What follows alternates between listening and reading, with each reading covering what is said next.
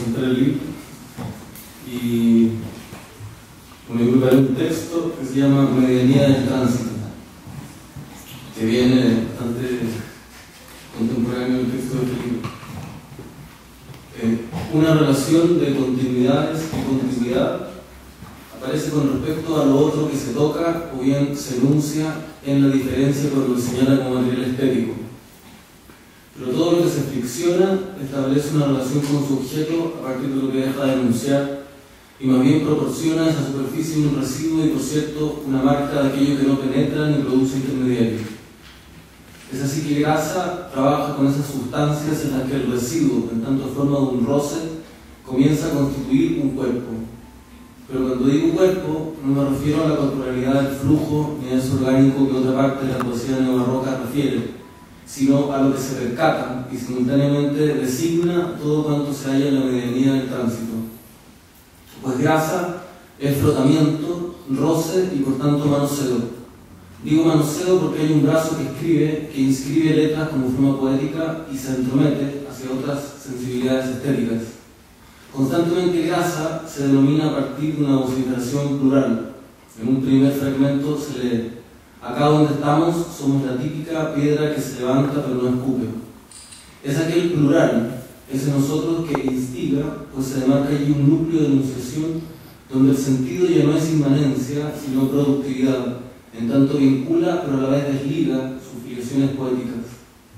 Ese nosotros configura un simulacro, pues hace oposiciones entre lo que enuncia y finalmente realiza poniendo en crisis ese modo de representación lineal, que tal como se lee en Grasa, dice: nosotros con eso dejamos claro el dominio total de la metáfora plástica. Entonces, ¿cómo hablar de un territorio o de una geografía a partir de Grasa? Cabría interrogarse por aquella forma de la negatividad que construye ese club vietnamita o el Cerro Polanco como espacialidades donde transita la escritura. Y ese mismo tránsito transcurre en su posibilidad imaginativa, donde paralelamente se desmorona. Cito: no hay esquina, monasterio, no hay faldones ni hendiduras, nuestra ciega boca calle no es la misma iluminada, no he logrado deshacerme. No me atrevo a derribar esta muralla, no he podido ni siquiera imaginar asesinato. Pero entonces hay un origen no original al que se recurre de modo subterráneo. Hay en Grasa una alteridad de la cual se huye y con la que es necesario establecer deudas y sucesiones. Porque la imposibilidad de imaginar, y agregaría de representar, se ejecuta la transacción de sentido. La geografía de Grasa resulta amparar algo, funcionar como refugio de aquella alteridad amenazante. Es el modo donde la escritura contiene y genera signos respecto de algo interminado. Se lee: aquí nunca más crepitarán esos crujidos de huesuda quebradera.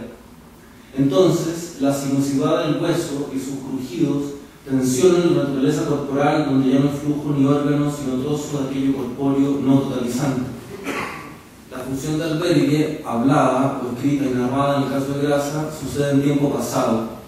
Pues así, el tránsito y la medianía de Grasa se adscribe a aquella pulsión que se entromete con la inscripción de la letra en pasado, dando lugar a una posibilidad de registro histórico que, como escribe La Capra, podría debatir el tema del autor y la naturaleza de su experiencia, o podría también ponerlo entre paréntesis y ver el texto como algo indecible con respecto a su estatuto de ficción o de memoria.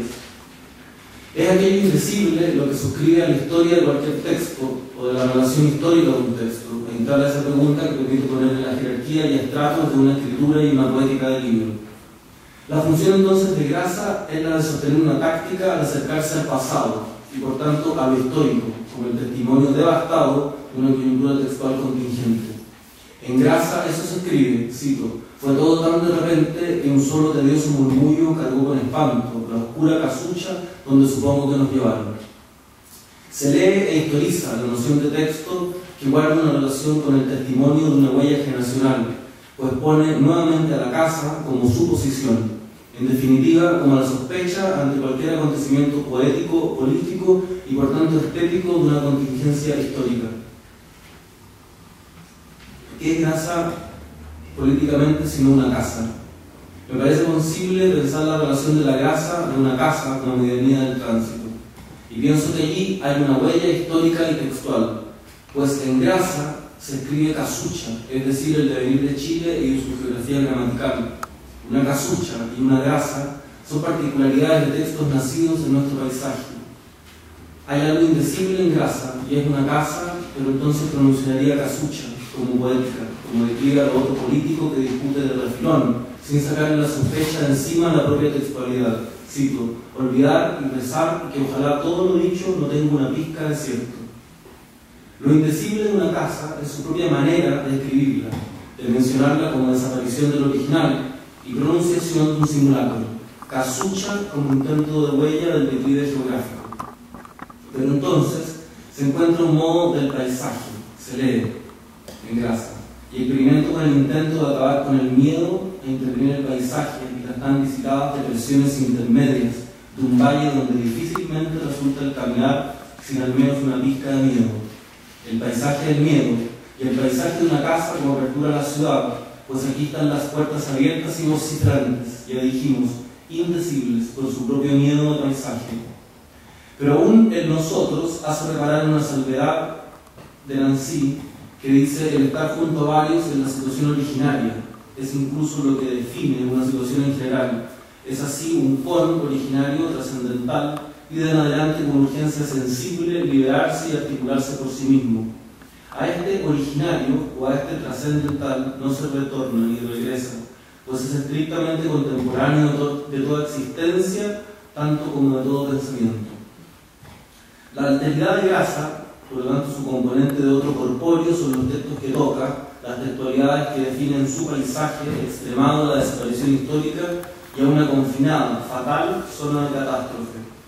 Pero como hito, cito: he memorizado cada gesto, me he quedado revolviendo y esperando no llegar al resplandor que sobreviene al terminar la madrugada. He pasado tanto tiempo en mi lugar y todavía sigue sucio y me parece que estará por mucho tiempo inhabitado. Entonces la historia de una casa desaparece, pero queda como registro y huella una grasa que siempre molesta y se define en un sujeto sin colectividad, cuya alteridad se va de sí misma y que define esa particularidad del testimonio.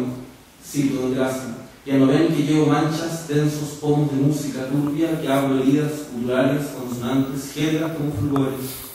En ese fulgor de la jerga, del establecimiento del declive gramatical al nosotros, es aquello que hace marca en grasa, porque instala cierto residuo y su otredad difusa, su nos otros, pero como parte de una totalidad histórica, a la que siempre se adeuda una inscripción escritural entre los tránsitos y algunas milenias.